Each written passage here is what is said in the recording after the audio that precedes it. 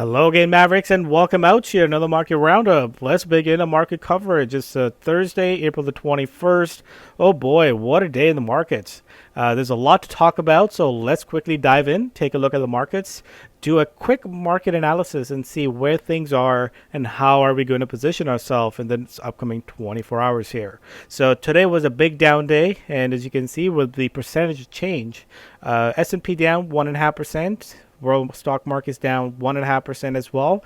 Cryptos were down, gold was down. The only thing was up was the oil market. So today was a bit of a U-turn that took place in the markets, because if you had asked me where the markets were first thing in the morning, things were looking a lot bullish. We were up 1%. It seems like markets were about to break out. We saw the market took a U-turn pretty much right at the open. So we have seen this very orderly selling that took place throughout the day. So what's the pattern that we're noticing here? That this is very typical range bound price action, but we are getting these big percentage change moves that are definitely a lot more difficult to handle, because these 2.5% change is quite a percentage change to kind of cover. This again, price action is a lot different than what we witnessed last year, where we didn't really see market pull back more than 1%, and markets were a lot more stronger. And now we're just seeing a whole different market regime change, where it just can't hold off to the rally. The people are getting caught up on both sides of the trade. Either you're bullish or you're bearish. This is a difficult time for both sides of traders. So until we see a bit of a clarity in where we want to move from further here, I think that will give us a bit more of a price action clarity. But so far, we are back at this previous range lows. Same thing with the world markets. As you can see, world markets had been underperforming the equities, the U.S. Markets, but overall, very similar price action. And even in the Bitcoin world, the cryptocurrency world, we can see that big reversal that took place. So cryptocurrency has actually done well so far this week, but then this reversal that took place, and all these daily candles are not really looking that good. So let's take a look at our outlook. And so far, I'll still be sitting at about a 0 to a -1.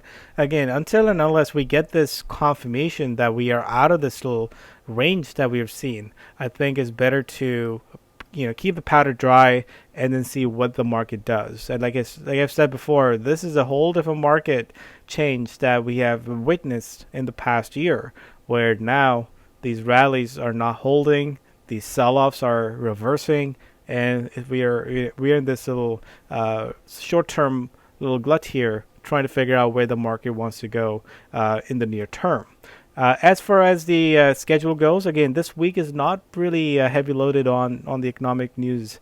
We have the German manufacturing PMI figures overnight or tomorrow early morning, but outside of that, there's not a whole lot, which means that we then have to rely on the market volatility, see what the risk trends are doing, and then based on that, pick our positions. So let's do a quick currency analysis and take a look at how the crypto world has done, how the foreign currency markets have done so far today. As you can see, a big red in this crypto world, and so far Bitcoin is actually the least underperforming, but we are noticing other underperformers like the Litecoin and even Ethereum, which actually was doing much better just a few weeks ago. And this is again all about momentum, and the momentum has kind of shifted. So Bitcoin seems to be the one that's holding much better here. Now, taking a look at the currency world, and this is where is one thing that we do need to see, is the bit of a change that we have noticed. The dollar is actually coming back in play. And again, dollar had a nice little breakout, and we actually had a stronger outlook on dollar. And so far, you can see dollar remains the strongest. But this also has some implication on some of the growth currencies. As the dollar outperforms here, the Aussie and the Kiwi actually underperforms.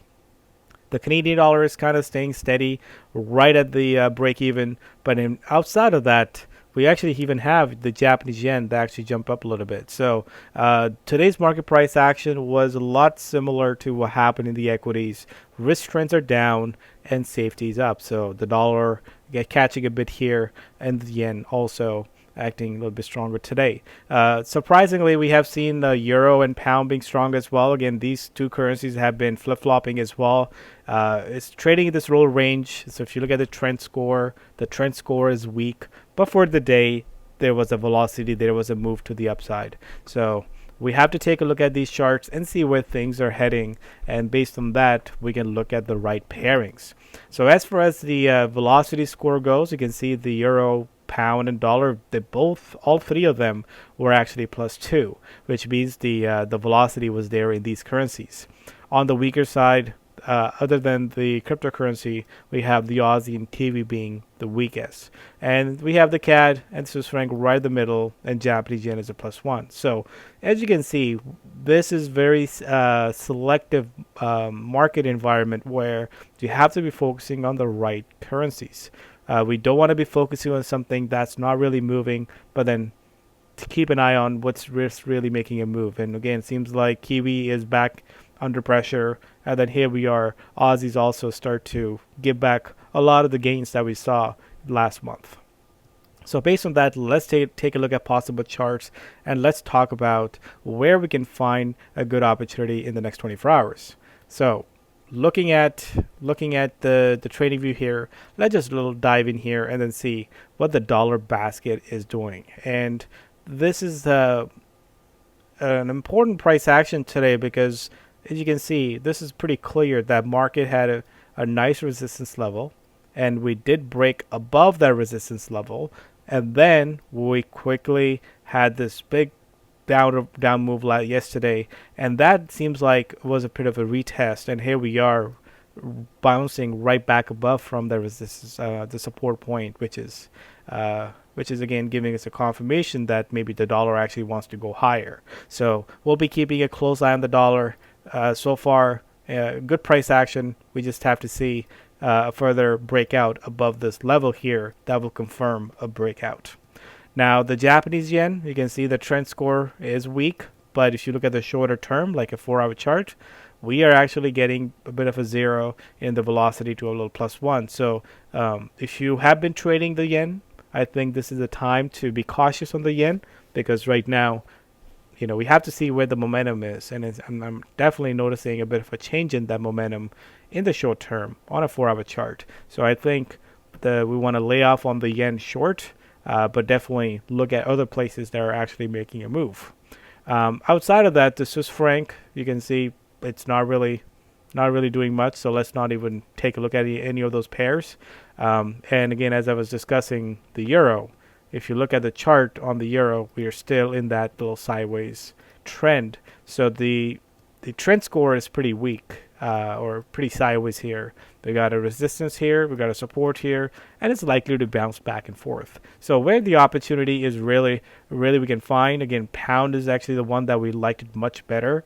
You can see the pound is breaking above the resistance, and even on a 4-hour chart, we can find that the pound is actually doing much better here. So we do like pound in the next 24 hours. We like the dollar here.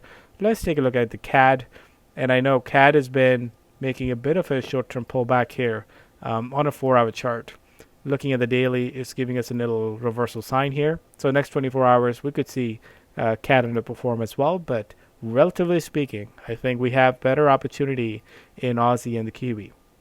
And remember, these currencies have done really well in the past few months. So looking at this price action here, and this is again an hour to a 4-hour chart, what we are noticing is change of trend, and we're seeing, especially on an hourly chart, we're seeing a bit of a little bear rally. So I think this is the bear rally we need to focus on, and if it breaks below that level, then we want to be looking for much more shorter positions than the long ones. And same thing goes with the Aussie. We're seeing a change of trend, change of momentum, making a lower low, and it's having a bit of a low base. And we want to see if this breaks and jump right back in. So looking at these pairings, let's take a look at Aussie dollar. Right there, you can see Aussie dollar is making a nice little low base. It was kind of hovering around this area for quite a while, and here we are making a bit of a turn here. So I do like a lot of these hourly chart setups, that making it a bit of a trend change, making a low base, and seeing a further break. Same thing goes with the Kiwi dollar, exact same pattern. So Aussie dollar, Kiwi dollar goes on the top of the list here. Let's also take a look at pound Aussie. Again, some of these pairs that we discussed in the currency room, right there. We touch that resistance, we pull back here, and then I think a further break above that 177 could provide a further catalyst. And looking at a 4-hour chart, there's the next level of resistance then come in play is really 170, 178.50. So I see there's a decent risk to reward on these pairs. Same thing goes with pound Kiwi. And here we are back at the resistance. So both the dollar crosses and the pound Aussie, pound Kiwi looks interesting here. It looks like it could have a further follow through. Outside of those two currencies, we can actually talk about what's happening with dollar yen. And as you can see, that dollar yen had a nice little pullback, and here we are seeing a quick rebound. So it seems like even though if the yen start to go flatline a little bit here, if the dollar is making a move, then we need to pay attention to the dollar crosses. For the most part in the past few weeks, we have been mostly focusing on the yen crosses. But as the dollar remains an outperformer, I think it's a good point to take a look at those two currencies as well. And I think lastly, you had a question about dollar CAD, but again, dollar CAD had a nice reversal today. You can see on an hourly chart. So if you're looking at dollar CAD, then probably want to look for a further pullback to buy into. But if you look at the daily chart, this chart does not look as impressive as we take a look at Aussie dollar and the Kiwi dollar. So I think those places still remains a better place to hunt. Well, that's a game plan overall. Let's go back to our conclusion. Again, risk trends are back under pressure as we are back into the support level.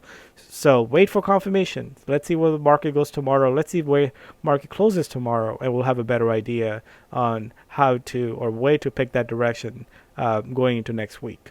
Dollar long seems like the play here, and Aussie Kiwi short. And again, adding of the dollar and the pound as well. So that's the outlook for next 24 hours. Stay safe. Keep an eye on the markets. Keep an eye on the futures market overnight. Let's see where the market goes tomorrow. And we'll have a bit of an updated outlook in the currency room over the weekend. Thanks, everyone. Have a great evening.